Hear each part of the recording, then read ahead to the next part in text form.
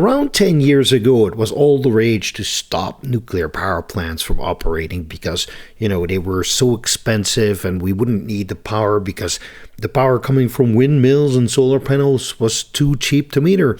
And what happened was we saw that, for instance, the VC summer project got cancelled in 2017. Eventually, Vogel did continue with its construction, but it was after, several administrations really tried to basically get it back on track. In the end, I believe that it was under the inspiring leadership of Rick Perry that things finally got rolling. But now what we are seeing is a completely different trend. And this different trend is being spurred on by AI and data centers, obviously. Now, personally, let me first preface this with that I believe that the digital age, right, it is now coming to full bloom. So for years and years and years, I have been an IT guy. I used to work at a small data center. I mean, we used to need like 4 or 5 megawatts of power, which is nothing really. But these days, what you see is that access to data, access to compute, basically compute capacity is unprecedented. We're all using it. I'm using it every day. I use ChatGPT every day. I tell my children to use ChatGPT every day, and businesses are using it as well. So what is going on right now is a pretty logical conclusion from the developments that we have seen in the past 10, 15, 20 years that, more and more things are being done digitally. We're no longer using pencil and paper to do stuff. And doing stuff digitally and making sure that it gets done efficiently and making sure that you get more quality out of the services that you use means that the development in better AI technology and better data technology and better server technology is basically ongoing and never ending. So, nuclear power plants, right? I mean, yesterday we had the news that VC Summer 2 and 3 are going to be finished. And today we get the news, or at least today I see the news, that Duane Arnold in Iowa is going to be basically rebuilt, recommissioned to start producing power. So where did I get this news? I got this news off of Facebook. A friend of mine shared this message. And this Substack article written by Roth Sponsler. So Google and NextEra to repair and restart Duane Arnold. Now, there was once a kind of storm, a derecho or derecho, I don't know how to pronounce it, but basically that storm damaged the cooling infrastructure of the nuclear power plant, and that basically sealed its fate. Now, I like this picture personally, so if you want to read this article, I will make sure that a link to it is in the description below. But let's see what we can learn. Google and NextEra Energy have reached a 25-year agreement for Google to purchase the power from a restart of the 615-megawatt Duane Arnold Energy Center in Lynn County, Iowa. Now, the interesting thing about restarting a nuclear power plant, let's go to the map first. So over here, we're in Iowa, as you can see Cedar Rapids. And then if we zoom in, then over here is Duane Arnold. I've placed a neat little blue box on the reactor building. So basically what you see over here is that this plant was basically in the process of being dismantled. Now, they weren't trying to dismantle it at record speed. Let me first zoom out because I want to show you what dismantling at record speed looks like, because the Germans are doing it. So here is the Neckar-Westheim nuclear power plant, right? It's in the south of Germany. I've visited this plant. I've been to all 7 nuclear power plants. The last 7 nuclear power plants in the last year of their operation. So I've seen them all. I've seen them all produce electricity. Now this nuclear power plant was still in operation, and I mustn't lie, I have seen this nuclear power plant, I believe, in 2022, because this was around coronavirus time. And so these are two pressurized water reactor. One is slightly older than the other. But what I really want to show you is this. They take an angle grinder to these plants, and they start taking out stuff quickly in Germany. I believe that they demolished a couple of cooling towers at one of the other nuclear power plants the other day. Unfortunately, I don't have any footage of that. But what you can see here is these are 3 steam generators. And I believe that this is the pressurizer, right? And what you see over here, it says RDB decal, which basically means this is the vessel head, of one of the reactor pressure vessels. So they say, okay, let's stop these things. Let's take an angle grinder to them. Let's start demolishing it. And, once it's done, we're done. We're no longer going to have any nuclear in Germany. And that's it. Even the current government, which was reasonably pro-nuclear, and they were during their election campaigns, they were giving off signals that they were willing to talk about restarting nuclear power plants. They are not right now. They're just they continue the vandalism basically. So Duane Arnold, slightly different story here. I mean, yes, there is some vandalism going on here, but if you consider this from the perspective of 5 years ago, what you can say, or let's say from 2 or 3 years ago even, you could say, okay, the cooling equipment is damaged, the plant is inoperable, so let's start demolishing it, right? So there's some degree of basically destruction that has gone on in this plant, and probably the destruction isn't that big, which means that NextEra and Google, they have done basically what you do is you should take a look at the plant and you make an inventory of what's there, what has been touched, what hasn't been touched, what is still in working order and whatnot. And then you make an assessment. How much is it going to cost us to take this plant back to life? And once you've got a final figure on that, you can make a decision whether you want to do this or not. Now, here's my hierarchy of things, right? So suppose that you have a data center and you want to buy cheap power. The first thing that you do is you decide whether you want to go gas or whether you want to go nuclear, right? In the United States, it's inconceivable that they will go coal. There are a lot of data centers in the United States that are being powered by coal, and I'm going to show you one in the coming minutes. But if you want to build your data center and you want to have power, you have to come to an agreement with a power supply, with a power supplier basically. In this case, it's NextEra. So here's my hierarchy of things. First, you go look for a nuclear power plant that's operational and try to buy its power, right? That's the first thing you do. Next, you're going to look for a nuclear power plant that has been shut down and hasn't been destroyed completely. Can it be fixed? Yes. Is the cost for fixing it not too high? Then pick that nuclear power plant. Now, we get into a more difficult choice, because if speed is necessary, the trouble is we don't have a precedent for Generation 4 SMR speed. So at this moment, it's quite understandable if some of these people say we're going to do gas plants, right? We're going to do gas plants. And then finally, which in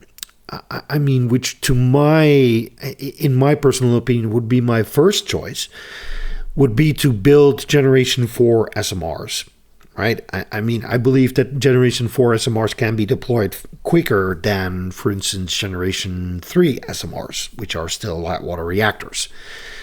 But if you would go with a Generation 3 SMR, I would be fine with that as well, because I love all nuclear, as many people know. So back to Duane Arnold. So this thing has 615 megawatts of capacity. As you can see, the cooling towers used to be over here.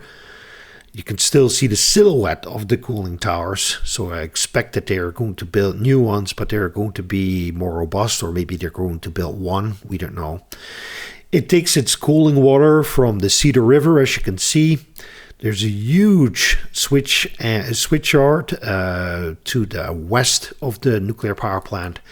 And then over here, the thing that I have marked with an orange square is basically where the nuclear fuel is stored, the spent nuclear fuel. Now, what's also important is that, I mean, they say that they can restart this reactor and start producing electricity in 2029. Which is basically in 2 years, because it's basically 3 years, because it's almost 2026, so maybe 2.5, 3 years. Let's say that is the window. So what is taking so long, right? That's the question that everybody's going to ask. Why will it take so long to redo this thing? So first, and you have to do these things simultaneously, right? Not in sequence, because if you are going to do this in sequence, it's going to take even longer to do. You need to hire new personnel, qualified personnel that can operate the nuclear power plant. You need to order all the equipment that you need to reinstall into the plant in order to make it operational. You need to build a new cooling tower. You also need to buy new fuel, for which there's a waiting line for that. It's not like if you buy fuel, you can have it the next month. This is stuff that is provisioned over many, many, many months. So if you want to have your fuel by, let's say, January 2029, you have to start ordering it this year. I don't believe that you can get it quicker. And if you can get it quicker, then there was some kind of basically intervention from above. And finally, you have to start making sure that you have all the stuff that you need, because there's chemistry going on in these plants. There are filters. You need certain, for instance, you need boric acid, all that kind of stuff. In essence, you need to order all the stuff and all the people that you need in order to fix this thing up and then get it going again. So the irony is, and this is something I don't know if these are clear enough. Let me paint them darker. That will make it more clear for the people who have bad eyesight. Because I've gotten some complaints that I don't have, that some of my maps are too dark or too light. I mean, let's see if this is good. So the irony is that once this plant was shut down, you still had a lot of transmission equipment here, equipment that is capable of carrying power to their customers. So what you see here is that basically they started buying out farmers and started buying other tracts of land, and they started putting up a lot of solar panels. Now it looks like there are no solar panels over there. So there's a huge swath of solar panels around the plant. Now how much capacity this is, I don't know.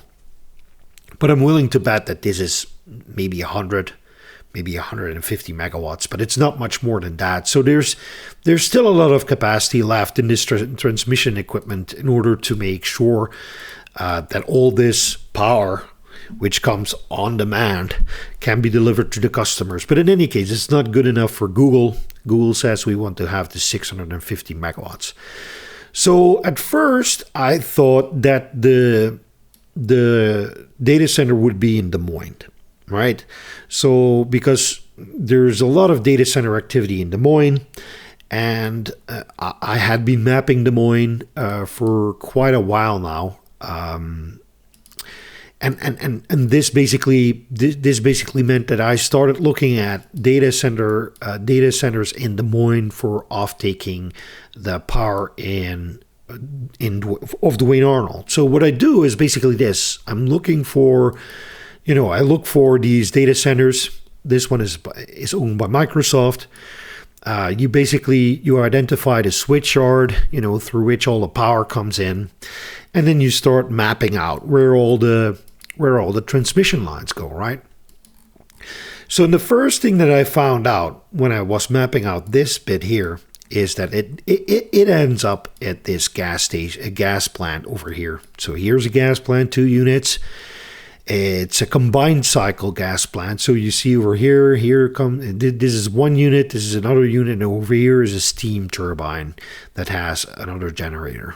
So basically it's 2 units that burn, and it's one steam turbine that also produces electricity from the steam that is produced in these turbine engines. Basically, they are surrounded by water, right? Pipes filled with water, and that water flashes to steam, and that then gets transported into this turbine over here. So here's the switch yard, here's the cooling stack, and then over here, these are very simple gas plants. As you can see, these are just turbines, nothing else.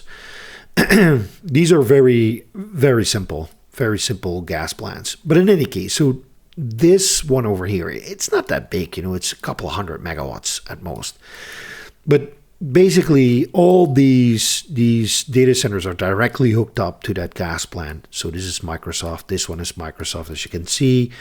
This one is Microsoft as well. Then you get more Microsoft. I mean, it's almost all Microsoft, or I thought it would be all Microsoft. So over here, they're planning a new data center. It's by CDT or OCDT. It's owned by the U.S. government. This one over here, and I've already marked the places where the new switch yards are going to be. And what you notice is that it's built right in the way of where these power cables are. And these power cables, the irony is, you can follow these power cables, this power distribution infrastructure, and you can go from one data center to the next. So over here, this one is Apple, new campus. As you can see, they only have one data center running, but they have planned. As you can see clearly by the size of the plot, the size of the switch yard, they are planning a lot more capacity here. I believe that this one is going to be 1 gigawatts in total. It's huge. It's going to be huge. That one is Apple. Then over here, this one is Meta, right? This is quite a big data center, as you can see, a campus, right? So they have their own switch yards. But the interesting thing here was that you can see this side boundary, right? So over here, this is basically where your cables come in and then get split out, and then they go into these transformers over here. And once they've gone through these transformers, then they are basically routed into the area and then distributed into these buildings where our data is stored, or where the AI sits in order to make sure that you get your service, your digital service. So you can see this infrastructure over here. It's pretty easy to find the data centers if you just follow the big lines. Now I was thinking, okay, so this Google must have one of their data centers over here, but I was mistaken. So I was mapping out how the power of Duane Arnold would get to Des Moines in the end. You can follow it over here. There's a small switch yard over here. This basically takes the high voltage and it splits it up. So there's a line coming from the north. Then there's a line going through towards the south, which eventually gets split up into a line that goes to Des Moines. And then over here, you got this line that is split up and that goes into Cedar Rapids. And then, I couldn't find it. So I was like, ChatGPT, please tell me where this new Google campus is going to be. And it said, well, they're planning a 600 megawatt campus near Cedar Rapids. And it turns out that it is this space over here. Now, it's not surprising that it's alongside one of those, one of those power lines here. I've already drawn the two switch yards that are going to be built there, and then there's going to be a lot of server centers over here, data centers over here. And I'm very interested to see how well I am plotting this out. If this is going to be accurate or not. So we will know whenever Google is going to update all these pictures, and Google has started constructing these things. I know that construction on this data center will start in 2026.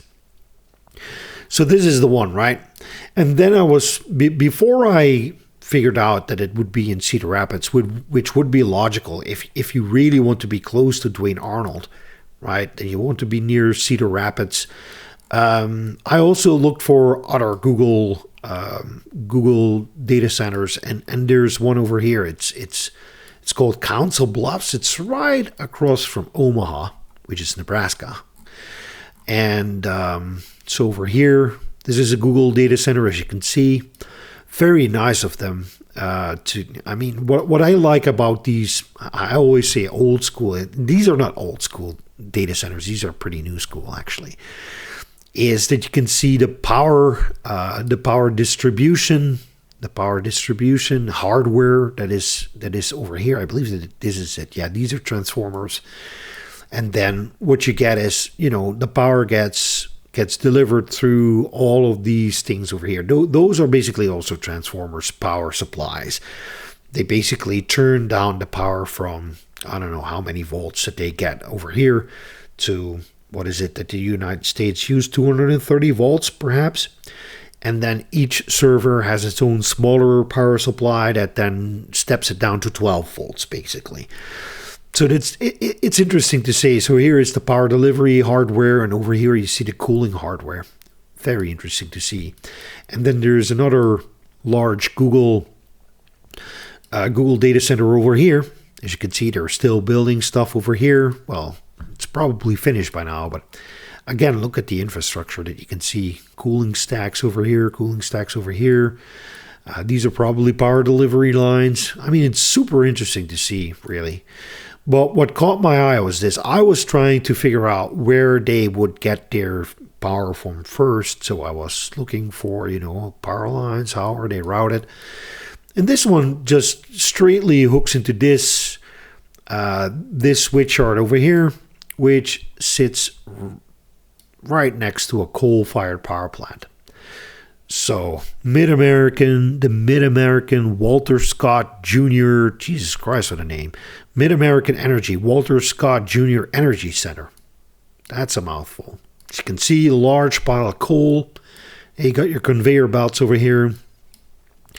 And then your coal-fired power plant over here. It's a weird setup, by the way, as you can see, right? This one is the way I'm used to seeing them. Right, it's basically one straight line from over here. This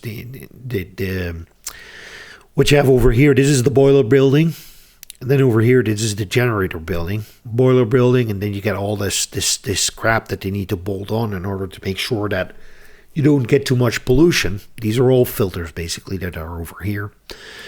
I mean, so it's these. Data centers over here are not being powered by nuclear, not yet. So let's hope that one day they will realize a couple of SMRs over here, because what people don't realize is that all these new data centers, they're adding demand that wasn't there 10 years ago. So I've let ChatGPT figure out how much capacity is needed for all the data centers that are right now active in Iowa or being planned in Iowa. And it turns out that it's more than 3.5 gigawatts. Duane Arnold only delivers 615. There's also a small coal plant over here, which you can see. I mean, this one is tiny. It's only 215 megawatts, I believe. And then there is this coal plant over here, which isn't huge either. So there's loads of coal plants and gas plants that are all over the place, which weren't that relevant for this video. I'm not going to map them out, all of them. But in any case, I wanted to show you this. This one is one of my oldest Patreon supporters, Chris Bergen. He lives in Iowa. I believe that he lives in Des Moines. Please correct me if I'm wrong. And I really wanted to make this video, particularly because of Duane Arnold, but also because, as you can see, there's a lot of new data center activity in Des Moines. I mean, it's super interesting. All the links to the map and the news articles are in the description below. Now, if you want to support me, make sure that I can pay the bill, buy some presents for my kids, please go over to Patreon and become a paying member, or you can donate directly using PayPal, for which you find the link down below. Now, please make sure that you're subscribed if you haven't already. Leave a like and a comment. It helps, pushing the video a little bit up in the algorithm. Now, I know I don't do outrage, because at this moment, if you want to win a lot of subscribers, all you need to do is talk about politics and outrage. But I would like to keep it, on the technical side. I don't like to do a lot of drama. I'd like to show people what is going on in the world just from a physical perspective, why things are happening the way they are happening, especially in the energy world, and because data centers and AI are currently basically the biggest drivers of new energy demand. That's what, feeds my interest. So in any case, I would like to thank you all for watching. May the strong force be with you. Bye-bye. Wow.